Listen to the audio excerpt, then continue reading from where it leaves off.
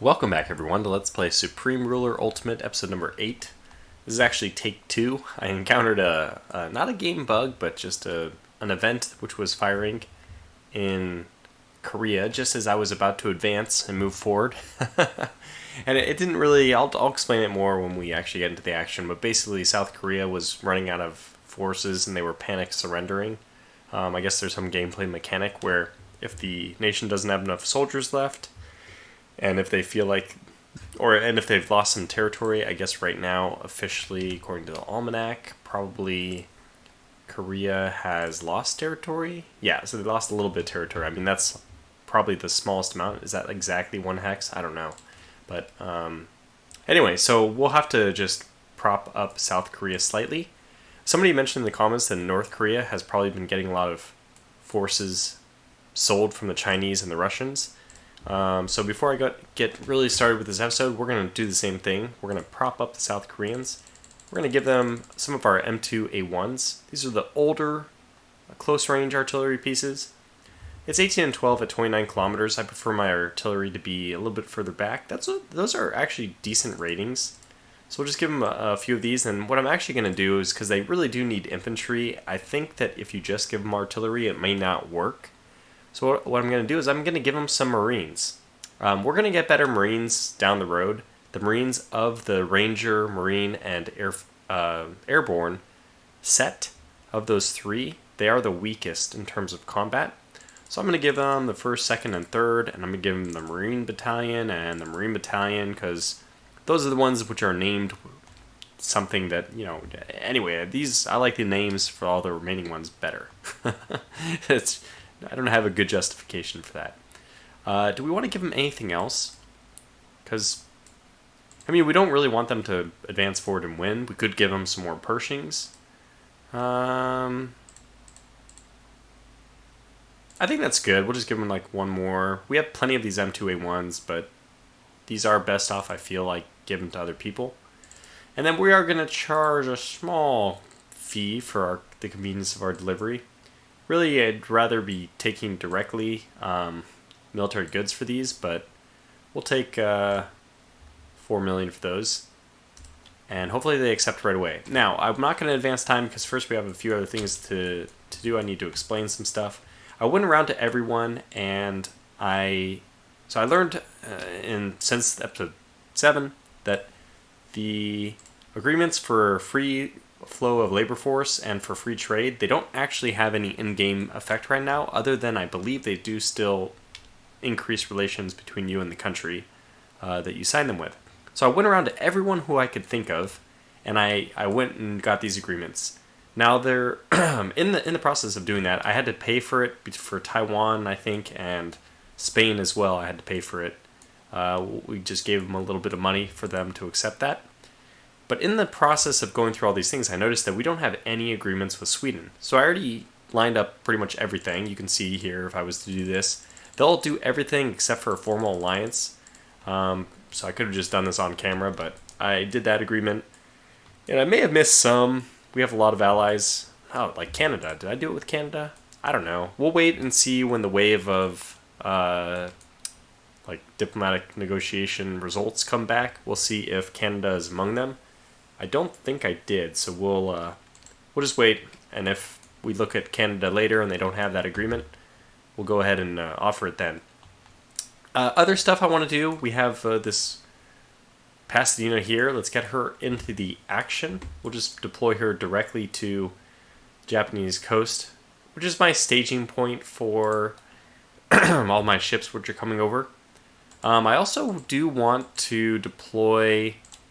Actually, the thing I want to deploy, the ships that I want to deploy are my summoners. So the summoners have higher attack rating. Let's go maybe here. Summoners have higher sea attack rating, but they have lower sub attack. So I think it's basically just reversed.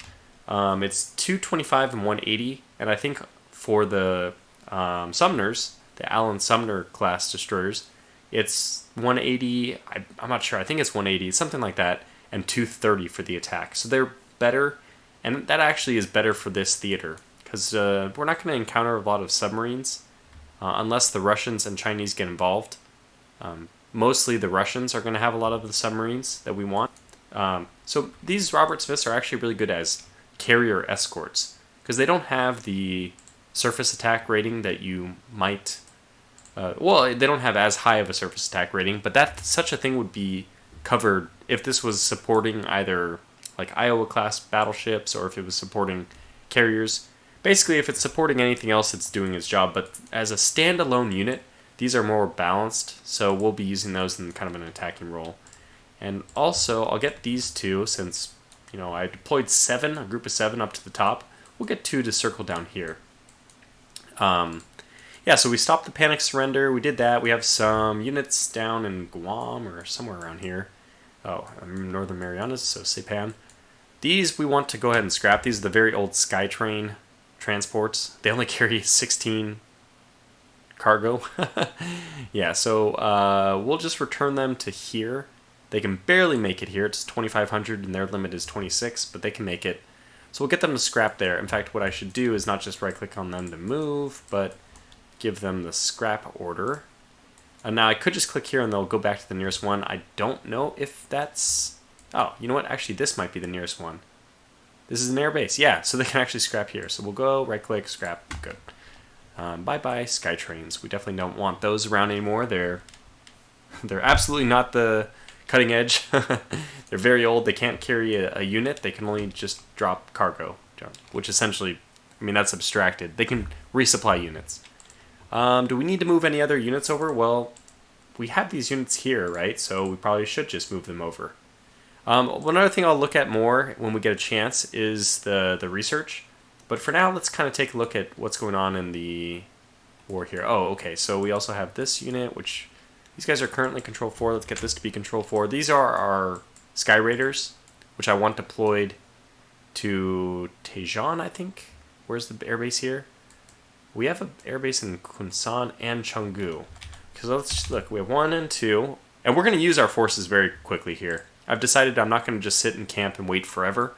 Let's just eliminate the Koreans, the North Koreans. Let South Korea form unified Korea, and we can take care of the Chinese units and the Russian units directly whenever we end up fighting them or in another proxy war. So 2, 3, we have 4 here, that's fine, that's the placeholder. We have 5, we have 6. So there's actually 2 airfields here that we didn't end up using. So let's go ahead and move 5 here. Yeah, we have more airfields in Korea than I realized. Is there any other units? Are there any other units we want to deploy in? I don't think so. Let's get these units to move over here, just more out of the way. Oh, and I also did notice that we do have some carrier, the carriers from the East Coast. These are actually carrying some more Sky Raiders.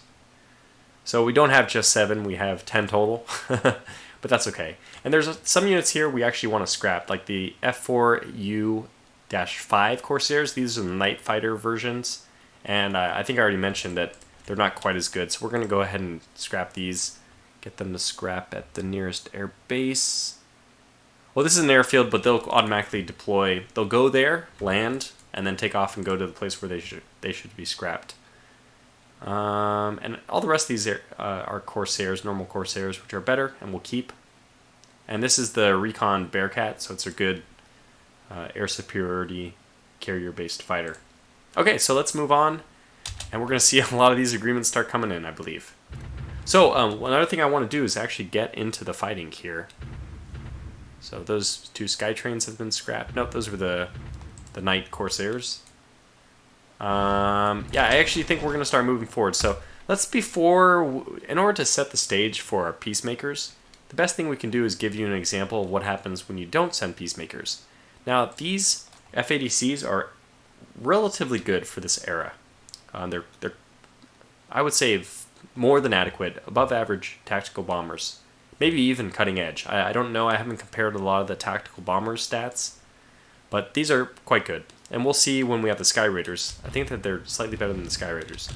So let's just send them over here.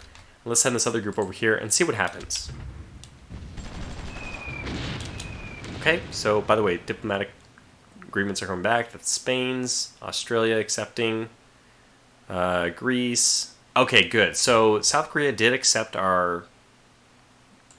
What did they value our units at? They valued our units at 2.7 and we still charged them 4.3. Well, we valued them much higher than that, but... Yeah, and then the Philippines. Okay, so the other agreements are not really that important. Okay, so let's see. This middle unit has been decimated in the first bombing wave. Oh gosh, it might even go down. Oh, yep, it did. The big explosion means that unit has been destroyed. These guys are just going to keep circling as they continue to harass these units. So you can see where it looks like we're going to get another one there. There it is. Yep. Okay, let's move these guys over a little bit further. Just want them to finish off there. Oh wow, they killed another unit. Fantastic. Really good work. Let's kind of take a look at the results. So, a little bit of damage there. A couple with just 1 pip of damage. Not bad. So, completely acceptable. And we'll go ahead and advance forward off of our... I think we're right in the high line, which, you know what? Okay, we're riding the... the high ground. We'll stay there... I mean, I basically think that now that we've given our units, given those units to the South Koreans, we probably have tilted the advantage in our favor. And I think it's, yeah, you know what? I think it is just time to move forward. So we'll get this advance to happen all the way to here, in fact. And get these guys to move forward as well to here and to here. So the advance is happening. We're going into it. Get this guy to move forward so we have some supply. And we have some other units here who can help fill in the missing gaps. I do want all 3 of these units to move maybe here. Okay, now we have more of the diplomatic exchanges coming back. We have Portugal. Oh, and this is the big one with Sweden. So you can see all the different agreements that we were offered there. So it's good that it was successful. You know what? I'll just roll through all of these. We had to pay for the one with Taiwan. If you see a bunch of lump sums like that, it's because I just choose that value. And then I start adding it until I get the green light. Yeah, so Turkey, Spain, or Japan, I mean. There's not much to see here. I did not see Canada. So we'll probably have to go back and remember to do Canada. But okay, so we did the F-80Cs. That was just like the preparations to see what happens when you bring in the Peacemakers. Now, I had a lot of good comments, people commenting about the actual value of the B-36s. Apparently, they are supposed to have more value or more combat offensive stats than the B-52s because they were able to carry like 50% more, which is insane to think about. I want to say the comment I remember seeing was like 16,000 pounds more. 16,000 pounds of ordnance is like an entire airplane, and that's how much more they carried than the B-52, which is, yeah, okay. I'm starting to see why these, well, they're so good, but the one thing I would say is that they had real reliability problems, which is not really something built into the game. You could probably lower the effective range or maybe lower their speed. I don't know. You could probably do something, but the place I would put that in is the maintenance. Now, the maintenance is higher than the B-52s, but it's probably not enough higher that makes you actually want to switch to the B-52 when it's available. In fact, most people will just use the most expensive unit if it's the best, and that's the case with the B-52s. I mean, the B-36s. So anyways, we'll do one huge flight over, and just to show you the just utterly insane amount of damage that these B-36s can dish out. We'll actually probably have to fly a little bit of combat patrols with our twin Mustangs just to prevent any kind of interceptions. In fact, just in preparation for that, I'm going to go ahead and turn off the ground attack roll for both of my F-80C groups. Just in case, basically, if we do end up needing to use to get air superiority very quickly, my prime reaction will be the twin Mustangs, but I'm going to have the F-80Cs prepped as a backup. Alright, so we're moving forward, and oh my god, we got to slow it down. This is going to be crazy. Here it comes. They blew up a unit. They blew up... Okay. They blew up like 3 units, 4, 5. That's one flight. Now, mind you, I had an entire flight, 6 F-ADCs, and you could see that they needed multiple passes while dropping on a group of 3 to kill even one. And this is a group of... I mean, it is a group of 7 still. Oh, no, it's only a group of 6. My God, that's just so effective. And they just decimated. I think that was probably like 10 units killed, and the rest of them are just in terrible shape. There's another one. Just these are the ultimate in air supremacy. Just annihilating anything they come in contact with. Look at, they're going up against anti-aircraft, and I guess they must have really good anti-aircraft. 30, yeah, so it's very decent. So they're actually not even concerned with the fact that, you know, basically they're driving right over anti-aircraft range. We'll hold on to number, what is this, 7? 7's just going to do flyovers. Yeah, there's actually nothing left. We've actually just decimated the North Korean forces. Just like that. Just all it took was one flight for them to be completely obliterated. And we have 2 of our 4 groups of B-36s are still like, we didn't even drop our ordnance yet. What do you want us to do? Those sky trains are scrapped, that's good. And, okay, some agreement with South Korea as well. It's funny that that one came in much after the original, or the agreement that I made with them about the troops. And it looks like the Turkish elite guard is the one pushing the borders now. So what I'll do is I'll go ahead and send these, we'll turn this back off, the terrain map mode. Control T, just in case I haven't mentioned that already. 5, 6. So I have these guys at 7. I guess 7 and 8 are down here, so this is probably 7, and this is 8. We'll send those guys back home. At this point, we should have... Oh, not quite. We almost have our Sky Raiders, which we'll deploy forward. And I hope that when we deploy our destroyers up here, we might get lucky and catch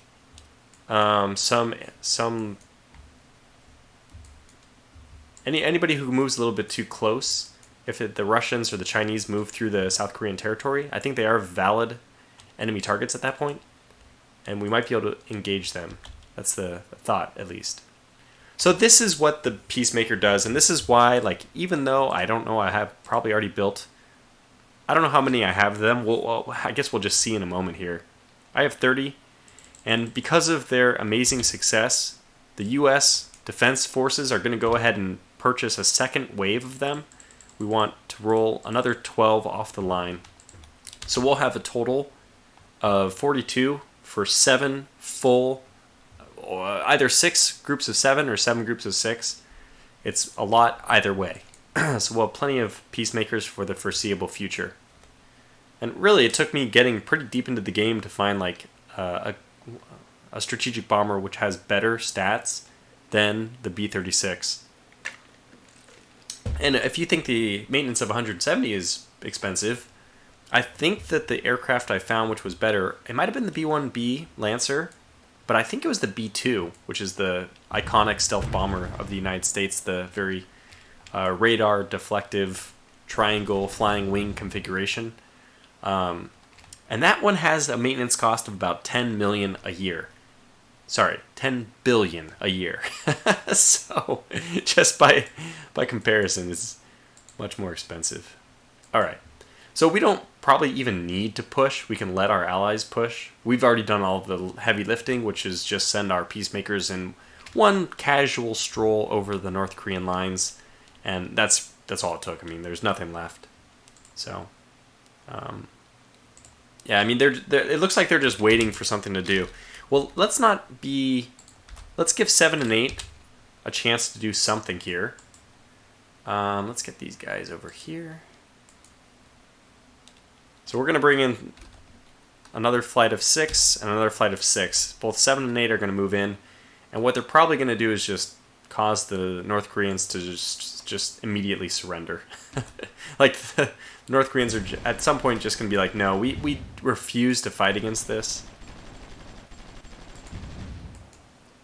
Here is, I mean, those are both Pershings, American Pershing tanks.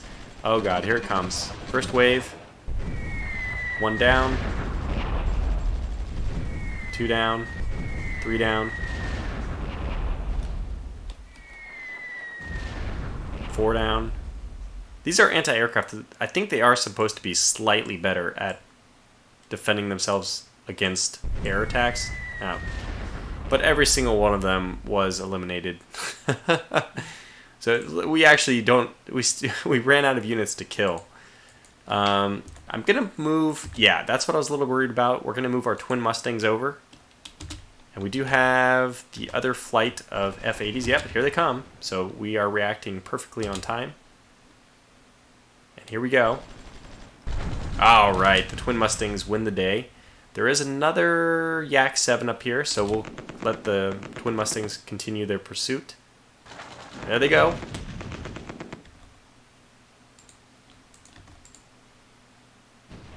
Chase them down.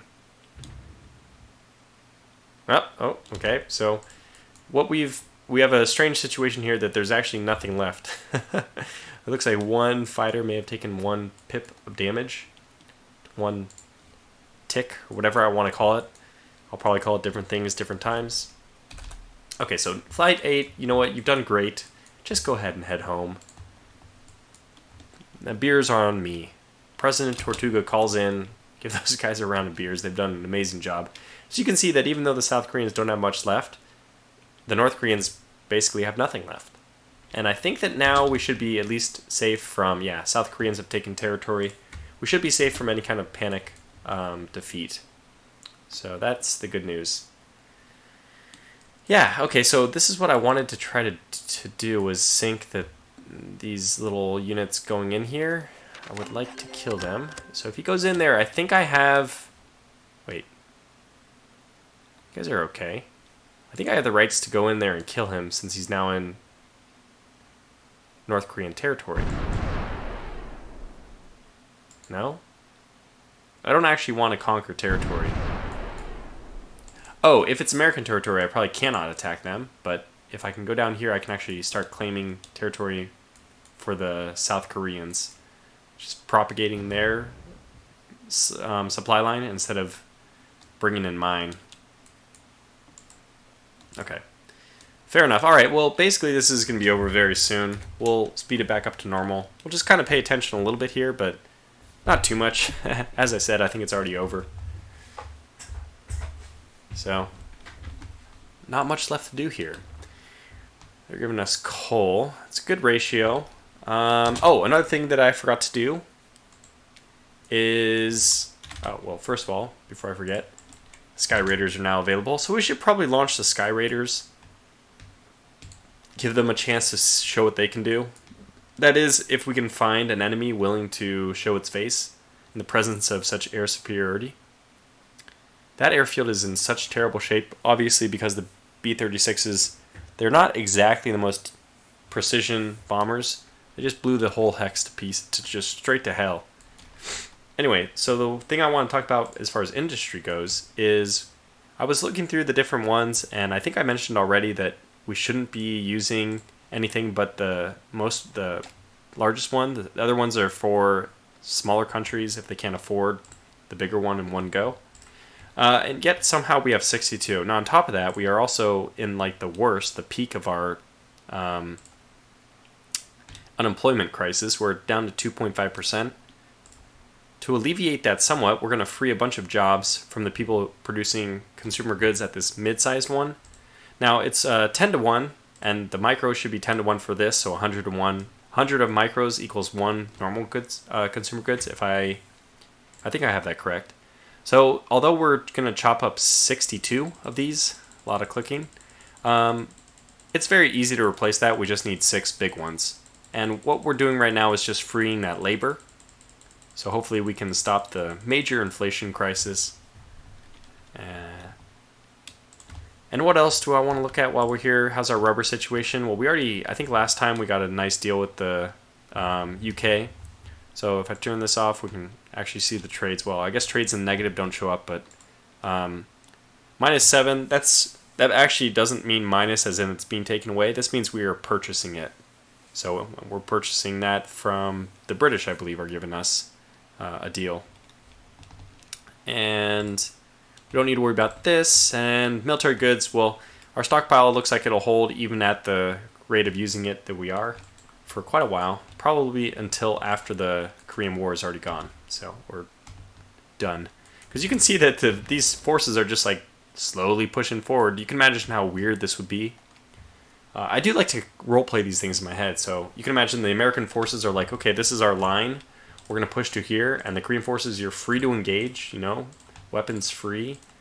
Feel free to advance. But this is the line that we're up. This is the line that we're gonna bring our F-80Cs in as well. Let's see if we can crack down on this guy. Got him. Ooh. See, the F-80Cs, they're not the best air superiority interceptors, but they got the job done, didn't they? Yeah. Alright, so we'll bring these guys back as well. We have encountered some resistance here. Mostly garrisons, yeah, that's right. But we're just going to roll over. So we're dealing against T-34-43s. Interesting. So it's kind of a fun little fight here for the Pershings. They're up against a tank that they can actually defeat. Sending out the same two against this guy. I don't know what he's doing. What do you think you're doing, buddy? Yep, got him. Alright, go home. Mission accomplished. I don't want to leave them out on air patrol because they're just going to take ground fire, and there's no need for them to take ground fire. There's no need for them to engage ground targets or take ground fire because they're not engaging ground targets. Ah, another one. Well, we'll just keep sending out the Mustangs as often as we see them.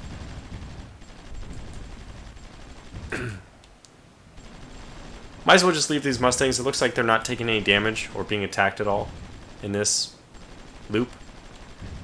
So we'll leave them here. Just give an air cover. Combat air patrol. I don't think it looks... Oh, there's the target. I think we're going to catch him. Got him. Okay. Feel free to return. All those units will be destroyed as soon as we... Okay, well, speaking of... All those units will be destroyed as soon as they surrender anyway. Oh, another one. Okay, we'll send group 2 out for these because I'm gonna rest group number 1 for a moment. I like to roleplay like this. Got him. All of our combat strikes have been very effective so far. Okay, go ahead and head home. F-80, and here we go, just the cleanup job. Oh my gosh, it's just so brutal. And that's 4 garrisons. We took them down to what, like 30%? 50%. We have this one tank. Looks like another T-34. Still managing to hold the line against some elite guard. What do we have here? Artillery? AT. Well, the AT could be effective against the Pershing. So the slow push continues. I imagine that the North Koreans are, yeah, exactly, in terrible shape from a treasury standpoint because it doesn't look like they're getting any more reinforcements. We're happy to just let this play out as it is. It's obvious that Koreans will have victory. Move our units forward.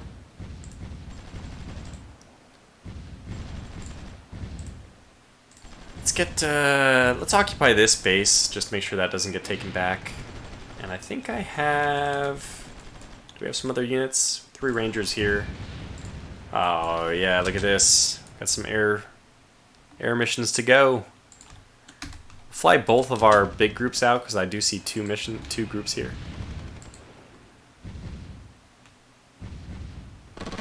Oh, there we go. Fighting. Get him. Got him. Chase him down.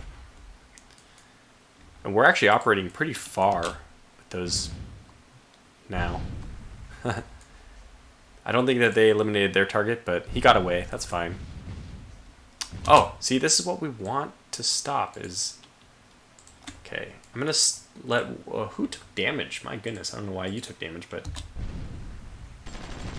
Okay, get you guys and this one to move together forward.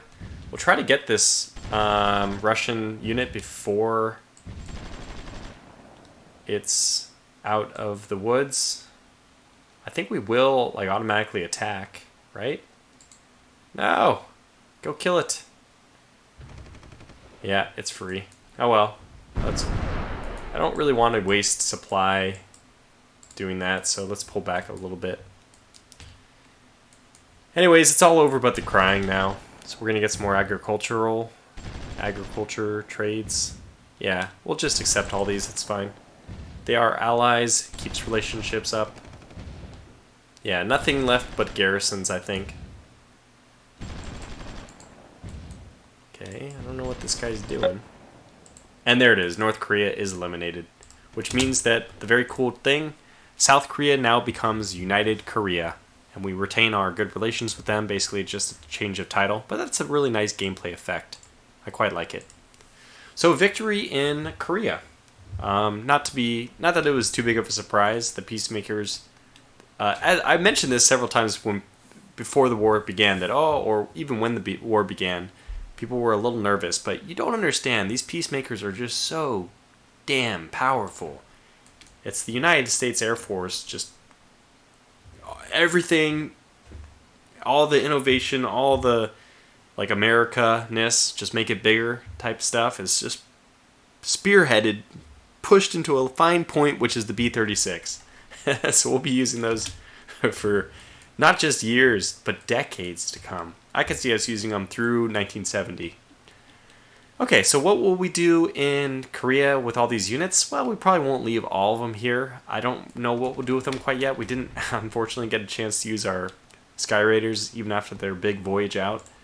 That's okay. We'll figure out something else to do, but quite nice that all that has been settled and it worked in our favor.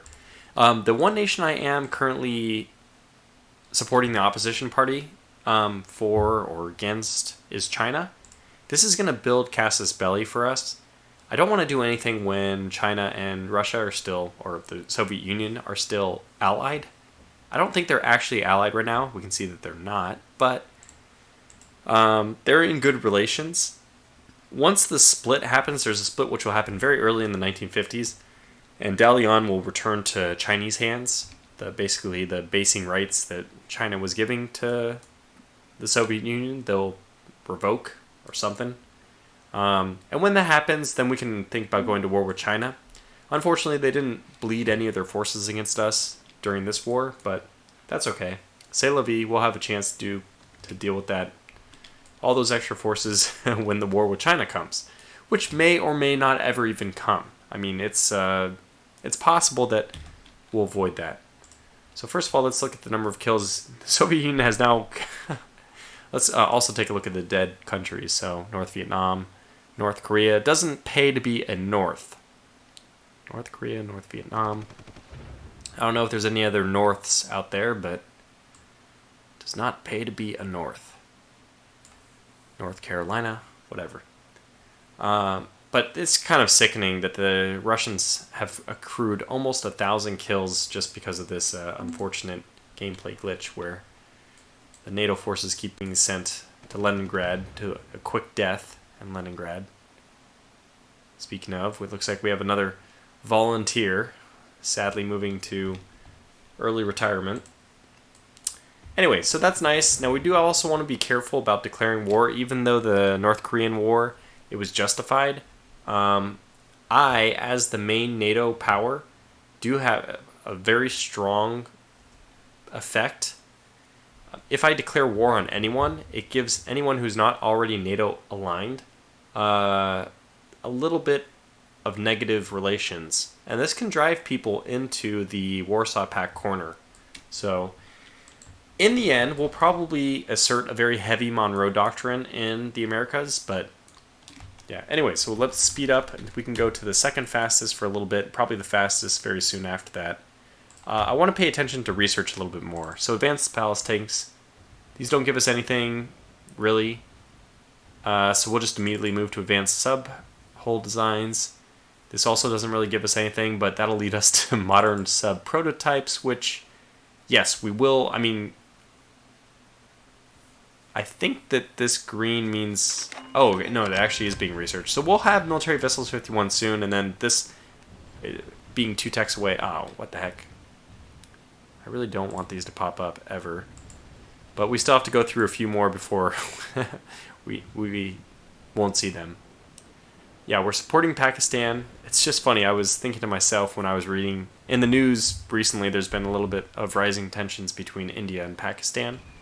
And I was thinking to myself, that's funny that we can look back in history and Pakistan was the closest U.S. ally because India was more Warsaw Pact aligned. So in this game, we'll be aligning with Pakistan, even though now, historically, that's not... I mean, even though now, in modern times, it's kind of been reversed. That now India... I wouldn't say India is like United States aligned or at all, but they're closer friends now than they have been. And Pakistan is moving in the opposite direction. So that unemployment is still kind of a killer. Okay, so advanced ballast tanks, we'll have that in 9 days. And it's very clear what we'll be researching immediately after that. We'll go to advanced hull designs. Orbital launch pad. This is the space race one. We should be prioritizing this in every way we can. But it looks like the next one will be limited because of polymerization improvements. Now, there's no way to prioritize one research, as far as I know, at least. I'd like to put our efforts on this or something like that. Like, give this project the most. But as far as I know, that's impossible. So we'll just wait for this research to finish, and then we'll have the next... Okay, then we need through-hole printed circuits. Then we need silicon transistors. And that'll open up the... Oh, no, it's transistor-based computers, which will open up the next thing in the space race. So this will open up a lot of different techs, which is why we're trying to rush it as quickly as possible. Well, let me take a quick drink real fast. I feel like it was a little bit of wasted time recording that previous episode 8, that will never be revealed. Oh, okay, and I'll talk about what happened now. Speaking of talking too much and wanting to take a drink... I may have already mentioned it, but what was happening is South Korea was undergoing a panic retreat. Yeah, I think I did talk about this, so never mind. But it looks like the very few units we gave them were sufficient to keep them in the fight. And what's going on? Please no. Oh God. Why?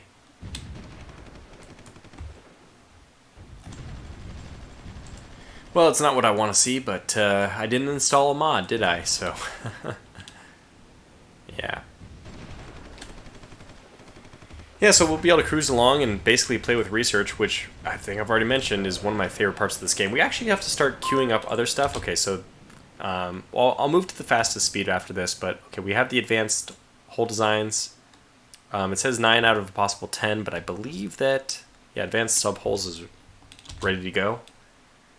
I'm going to think about what to do with the exact distribution of military forces over in the Pacific Theater. But I'll think about it off camera to save time. And then I'll come back with my results or my conclusions in the next episode. Okay, more of the same. We do have to watch our rubber. It looks like, so it looks good so far. Industrial goods, it can actually be a huge problem. It's like the building block of a lot of different things, including military goods, consumer goods, but also new buildings. So you do want to be very careful with it. We look like we're in pretty good shape. What is that? A reserve of... Yeah. So reserves of 141 days, but if you take into account our production, this deficit is, if that is the actual amount we lose every day, then we can last for 30 years. Plenty of time.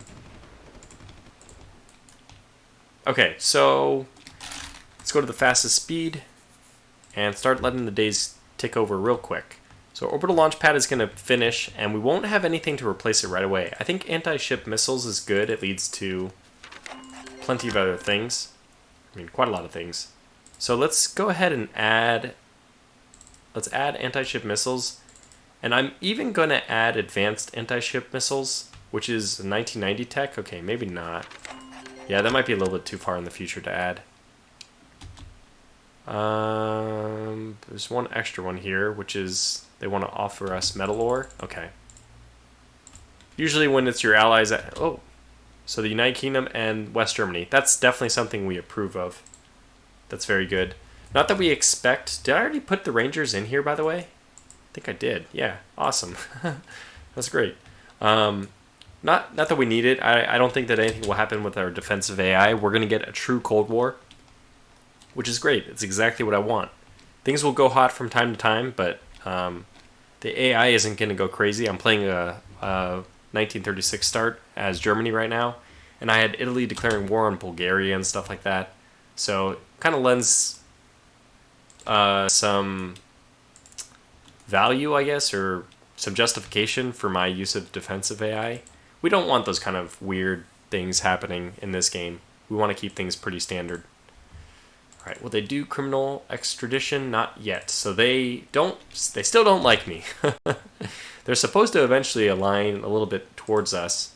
And because, as I said, that this Warsaw Pact leaning means that India is kind of untouchable for us. They'll be forever outside of our influence. So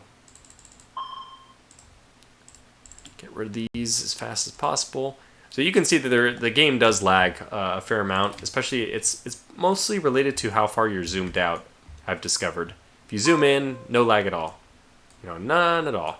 But if you're zoomed out, well, that's when you're going to start encountering some problems. Oh my god, we had a research breakthrough, I didn't hear it. Orbital launch pad, is that from a while ago? Oh, the anti-ship missiles. Good thing we did those anti-ship missiles. They got queued in. So let's... How many days do we have before the next one? 27 days to figure out what our next one will be. Turboprops have some benefit. Tactical nuclear weapons definitely have a lot of things. We don't want modern military bridges. Those don't lead anywhere. Mid-air refueling does lead to a lot of things. So let's get that. Actually, it leads us to a design that I actually want. Modern Stirling engines, definitely. This actually leads to a lot of different things. So we'll do this. Vaccine research, it doesn't do... I think it just leads to one thing. Yeah, but the benefits are still good. Because polio leads to plus 3%. We might save it for when we don't have only 10, when we have our 12. And I may even want a 13th research facility. So we'll save that for now. This is very serial, if I remember. Yeah, it's here, and then it's stuck immediately. So we don't need this for a while. We'll leave it off. Particle beam focusing we do want, because this does lead to a lot of stuff, and then more stuff. But it looks like it's stuck right away, again, on this integrated circuit line. So we'll leave it off for now. We'll get the things which have an immediate effect before we get the ones that don't. Oh, this is the one that doesn't go anywhere, but it's still beneficial. It's 2% total healthcare. Yeah, we'll queue these up. Let's get some vaccines. Those sound like a good thing. To some people, at least. Alright, so now we have our research queued up. We can just keep pushing on. Assuming nothing happens. And I don't think we have anything coming up we need to worry about. Which is... Look, I'm not trying to use that as a spoiler. But I don't want to slow down my game. I mean, we can move these forces around however we want. I know that there's no pressing need for me to stop, pause, because in real life, I mean, a whole day is enough for people to sit around and think about where to deploy forces. But, okay. We have a historical event happening here. China and Tibet going to war. China have today declared war on Tibet, citing that region's unprovoked long-range attack as the cause. There is no word at this time if negotiations are underway to end hostilities. And of course, we're going to condemn this. And they immediately signed a ceasefire. So China doesn't make any gains, but they just acknowledge, pay tribute to history. Oh yeah, and by the way, Japan happens to be, I think, and ends up being like one of my best trading partners. So we're going to almost automatically accept everything from them. So kind of a lot of forces parking on the Korean Peninsula. I wonder if they're all just showing up late to the party. Because the Korean War is now over. We may end up putting a lot of our forces on border with China. China is going to be our first target over... I don't think that we'll go to war with the Soviet Union. Maybe even in this playthrough. Probably in this playthrough. It'll probably be the climax, the last thing we do before we conclude the series. But that is not that great of a deal, Mexico. Have I been giving you that good of a deal? I have. Well, it is improving our relations, so let's keep accepting it. It is better than the price we make agriculture for, so... yeah, let's accept all these again.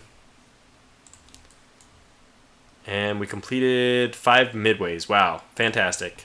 So the midway, as I said, is with the 6 air squadron capacity. It's actually the biggest carrier capacity for until like the 2020s. I don't know why. I mean, I think Alekius and I were kind of talking about this, and we thought that it might be... it's true that you carry less airplanes on a 1980s carrier than you do on... oh, I do not want to give away military goods. No. It's true that you have... oh, so Mexico dropped back down to 3. You have less airplanes, but that's because the airplanes are huge. If you just take the same sized aircraft in both 1945 and 1980, you could put a lot more of the same sized aircraft on a Nimitz than you could on a, I don't know, on an Enterprise or anything like that. So, research, I'm always going to pause just instinctively. Jet turbine helicopters. So what do we want first? This is the one which doesn't lead to anything. Let's get the mid-air refueling, which leads to... well, it doesn't really lead anywhere. Let's get modern Stirling engines first, since that one does lead to the most. And I do want tactical nuclear weapons as well. We may even want to start researching those to get our... we only have 2 missile factories right now. That's not enough, but we're eventually going to want to start cranking out a lot of missiles. And boy, this episode has kind of flown by for me. 47 minutes already, so we'll definitely call it to a close here. But that's great. So victory in Korea, and I feel like the momentum for the series is building. I really like to have a nice, strong narrative, and I hope that this one has already been pretty good so far. I feel like things have followed history pretty well. Obviously, the big deviation being the fact that Vietnam was won and Korea was won, but it's not so... it doesn't change, like, in the big picture, it doesn't change too much. All it does is give us a ground to fight, and okay, so we don't have grounds to fight in here anymore, we don't have grounds to fight in here anymore, but there's a lot of other stuff, I'm looking at you, China, that could potentially be an ignition point for us. So I'll call it to a close, like I said. Thanks for watching, and until the next one, take care.